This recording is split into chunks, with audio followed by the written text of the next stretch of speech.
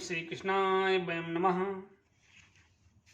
हरे कृष्ण मित्रों, श्रीमद् भागवत गीता अध्याय नंबर 1 में श्लोक नंबर 12 में जैसा कि आप लोगों ने सुना, भगवान की वाणी श्रीमद् भागवत गीता जो आप लोगों को ज्ञान दे रही है, उसमें कुरुवंश के वयोवृद्ध पितामह ने अपने शंख को सिंह के समान गर्जना करते हुए बजाया, जिससे दुर्योधन को हर्ष हुआ। श्लोक नंबर 13 में देखते हैं, ततः शंखाश्च भैर्यश्च पर्वाणक गोमुखः सहसैवाभ्यहन्यन्त सहस्रब्दयस्तु मूलोऽभवत्। उसके बाद शंख, नगाड़े, बिगुल, तुरही तथा सिंह सहसा एक साथ बज उठे। वो समवेत स्वर अत्यंत कोलाहलपूर्ण था। युद्ध की तैयारी हो चुकी है। पितामह के द्वारा अपने शंख को बजाया गया और वो शंख एकदम सिंह के समान गर्जना, जैसे सिंह जंगल में अगर एक बार दहाड़ दे तो पूरे जंगल के जानवरों में एक भय पैदा हो जाती है। सारे जानवरों को ऐसा लगता है कि सिंह ऐसा ना हो, हमारे ऊपर ही अटैक कर दे, क्योंकि सिंह की आवाज जब होती है तो ऐसा लगता है कि सिंह कहीं शिकार करने के लिए जा रहा है। तो उसी प्रकार से पितामह ने जब अपने उच्च स्वर में सिंह के गर्जना के समान शंख को बजाया तो पूरा पांडवों की सेना, पूरी कौरवों की सेना, सब में एक दहशत पैदा हो गई कि पितामह ने आदेश दे दिया है कि अब युद्ध होना है और अब इस युद्ध को कोई रोक नहीं सकता। लेकिन उसी समय दुर्योधन को हर्ष भी हो रहा है और मन में शंका भी हो रहा है कि पितामह ने आदेश तो दे दिया, लेकिन हो सकता है कि मुझे युद्ध को हारना पड़े। तो उसके बाद जितने लोग थे, जैसे जब युद्ध होता था वो युद्ध धर्म पूर्वक होता था। आज के जैसा युद्ध नहीं होता कि आज लोग छुपके से घात कर देते हैं, लोगों को गोली मार देते हैं, लोगों के साथ विश्वासघात कर देते हैं। ये धर्म की नीति के हिसाब से युद्ध नहीं है। युद्ध का, हमारे सनातन धर्म में युद्ध का भी नियम था।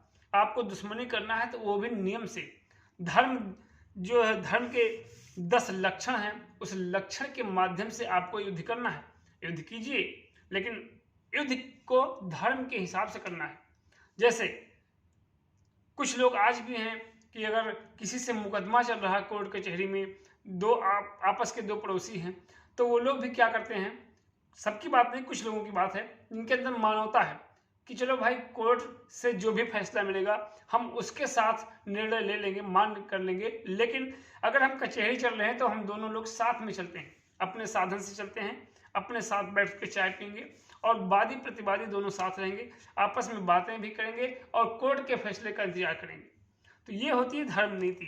हालांकि मैं तो चाहूँगा कि भगवान ऐसा किसी के ऊपर ना करें कि जिनको कोर्ट और कचहरी में जाना पड़े या डॉक्टरों के पास जाना पड़े। मतलब जहाँ पर आपको लगता है कि हमें मुसीबत मिल रही है वहाँ ना जाना पड़े तो ज़्यादा बेटर। लेकिन चूंकि ये हमारे धर्म में है और ये हमारे धर्मशास्त्र में है, ऐसा भी हमारे यहाँ पहले हुआ है। श्रीमद् भागवत गीता कह रही है कि जो कोर्ट कचहरी का मैटर था वो यही तो है, धर्म के साथ ही तो लड़ाई होनी है, वही तो हमारा कोर्ट है, वही हमारी कचहरी है। तो यहाँ भी हम धर्म के साथ ही चले। अब जब यहाँ पर भीष्म पितामह ने अपने शंख को गर्जना के साथ बजाया तो लोगों में कोलाहल हुआ। उसके साथ जिनके पास शंख थे, जिनके पास तुरही थे, जिनके पास नगाड़े थे, जिनके पास जो भी वाद्य यंत्र था, सब एक साथ बजाते हुए कोलाहलपूर्ण कर दिया। पूरे समाज में एक भय और एक उत्साह पैदा कर दिया। भय का मतलब कि जो डरने वाले थे वो डर गए और जो युद्ध करने वाले थे उनके अंदर उत्साह पैदा हो गया। तो इस तरह से इस 13वें श्लोक में श्रीमद् भागवत गीता के पहले अध्याय कुरुक्षेत्र के युद्ध स्थल में सैन्य निरीक्षण का 13वां श्लोक आपको ये संदेश दे रहा है कि जब भी आपको लड़ाई करनी हो, दुश्मनी करनी हो, तो वो धर्म की नीति से करें। क्योंकि ना तो पैसा किसी के पास, चाहे जितना पैसा हो, ना तो 1 रुपया जाएगा हमारे साथ, और ना ही आपके पास अगर पैसा नहीं है तो भी आप ना ही भूखे मरेंगे। मतलब ये शान शौकत, गाड़ी, ये फ्लाइट, ये हवाई जहाजें सब यहीं की यहीं धरी रह जाएंगी। क्योंकि हमने बड़े बड़े लोगों को देखा, बड़े मतलब वृंदावन में एक हमारे जो है पूजनीय हैं, और वो IAS PCS को पढ़ाते थे, और उन्होंने करोड़ों रुपए का पैकेज छोड़कर संन्यास ले लिया है। मैं ये नहीं कह रहा हूँ कि आप लोग संन्यास लीजिए। और वहाँ से भी वो लगभग 3 बच्चों को लगभग 2 साल पहले 3 बच्चों को वहाँ से कोचिंग दे करके फिर IAS बनाया है। तो ऐसे महान महान व्यक्ति हमारे यहाँ हैं जिन्हें पैसों की लालच नहीं है, और ऐसे भी लोग हैं जिनके पास कुछ नहीं है और वो संतुष्ट हैं, लेकिन उनको जब मौका मिलता है तो वो फ्री के धन को, माने कि नाजायज धन को ऐसे हड़पते हैं जैसे अब उनसे बड़ा दुनिया में कोई नहीं है। तो मेरा किसी का दिल दुखाने का तात्पर्य नहीं है। मेरा मतलब ये है कि हमारा धर्म जो कहता है कि आपको अगर लड़ाई करनी है तो भी आपको धर्म के माध्यम से करनी चाहिए। तो यहाँ हमें यही ज्ञान मिल रहा है कि वादी हो प्रतिवादी हो, जो जिसके पक्ष में हो खुलकर रहें। यानी कि यहाँ ऐसा नहीं हुआ कि कुछ लोग अर्जुन को चाहते हैं और पितामह को भी चाहते हैं, तो इसका मतलब यह है कि दोनों पार्टी में रहें। आजकल राजनीति में क्या हो रहा है, यही हो रहा है कि थोड़ा सा इस पार्टी में भी 10 दिन रह लेंगे और 10 दिन हमें उस पार्टी में भी जाना है। तो मैं राजनीति की बात नहीं कर रहा हूँ, मेरा मतलब क्लियर यह है कि शास्त्र हमारा कहता है, गीता हमारी कहती है कि जो जिस पक्ष में हो उस पक्ष में निष्पक्ष रहो, चाहे रिजल्ट कुछ भी हो, चाहे आपका नुकसान हो चाहे आपका फायदा हो, लेकिन आप अगर जिस पक्ष में निर्णय ले लिया उस पक्ष में रहो। हमारी गीता हमें यही ज्ञान देती है। तो आज के श्लोक में, श्लोक नंबर 13 में हमें यही सिखाया जाता है कि जहाँ भी रहो वहाँ जबरदस्त तरीके से रहो, चाहे आप भिखारी बन के रहो और चाहे आप राजा रहो।